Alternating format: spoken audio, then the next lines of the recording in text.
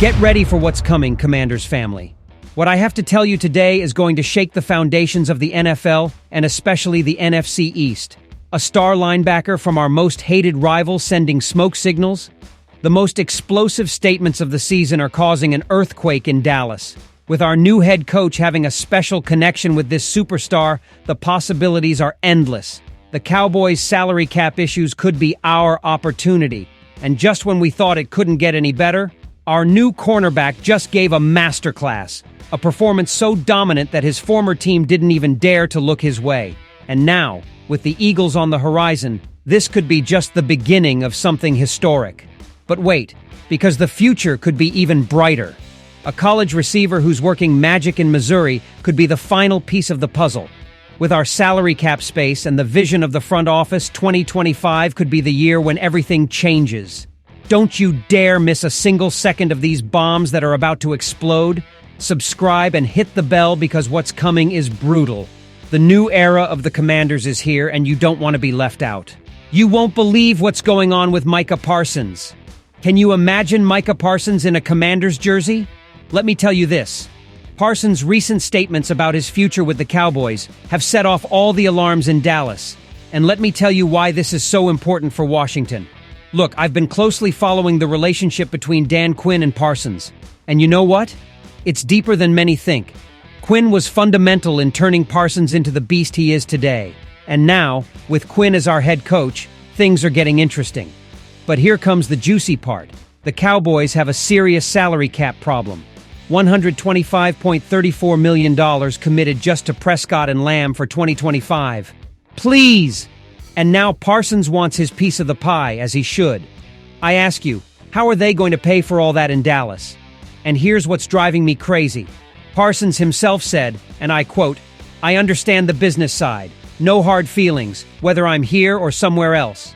Are you hearing this? He's practically leaving the door open. Now, let's be realistic for a moment. Are the Cowboys going to trade their best defender to a divisional rival? I think the odds are lower than the chances of Jerry Jones stepping out of the spotlight. But let me tell you something. In the NFL, nothing is impossible. The Commanders already have Frankie Louvu doing a phenomenal job in a similar role. But imagine, just imagine, Parsons and Louvu on the same team. Oh my God. And here's my unfiltered truth. Even though getting Parsons is as likely as me staying quiet during a game, the mere fact that he's considering his future outside Dallas is a win for Washington. Why? Because every team that isn't the Cowboys is good news for us. Now I ask you, Commanders family, what would you be willing to offer for Micah Parsons? Is it worth trying the boldest move in the franchise's recent history? What we saw from Marshon Lattimore against the Saints is simply incredible. You know what's the craziest part of all this? The Saints, his former team, didn't even dare to throw to his side. I'm telling you, when you have so much respect that your ex-team completely avoids you, that is silent domination. Now let me tell you something that has me fascinated. Lattimore came into this game with a chip on his shoulder, you know? He wanted to show the Saints they made a mistake by letting him go. But I ask you, did he really need to prove it when the simple fact that they avoided him screams louder than any interception? "I was happy to be there," said Lattimore. Of course he was happy. But what impresses me is his maturity. You know what he did? He kept his cool. He didn't let emotions take over. I think that's what separates the good from the great. And here's the interesting part. Some fans were asking if Lattimore was playing because they didn't see him making plays. Let me educate you. When a cornerback is so dominant that the quarterback doesn't even look his way, that is the ultimate respect in the NFL.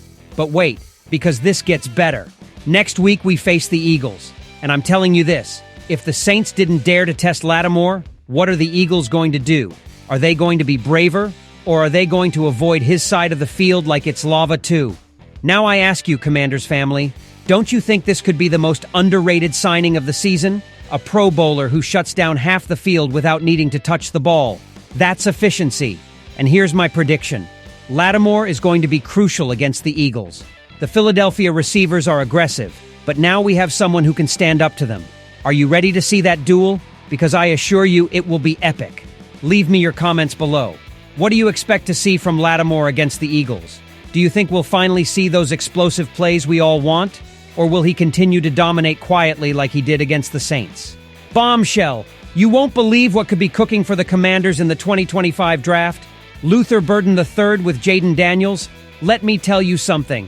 This combination could be more explosive than my reactions when I see a bad referee call.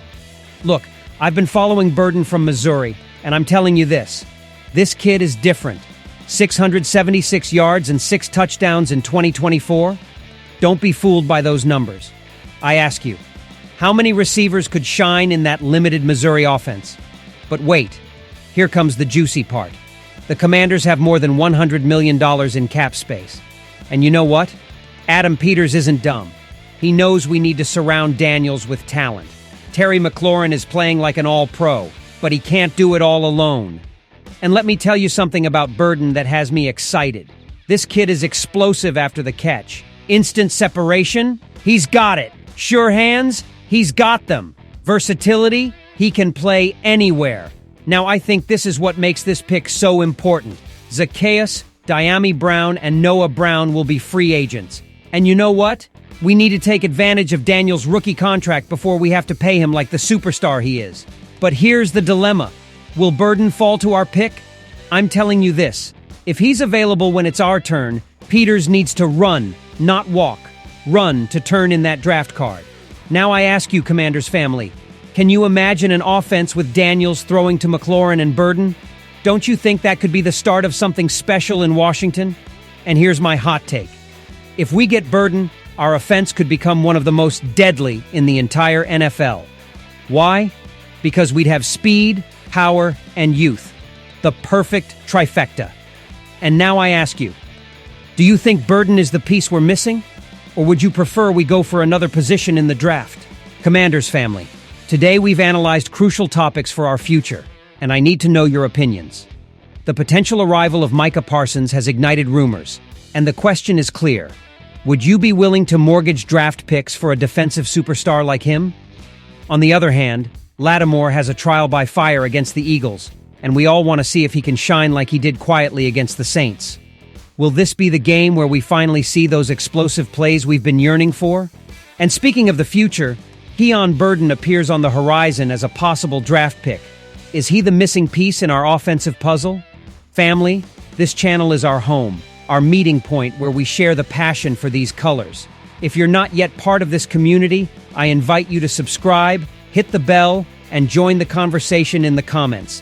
Together, we make this family bigger. And remember, hail to the Redskins.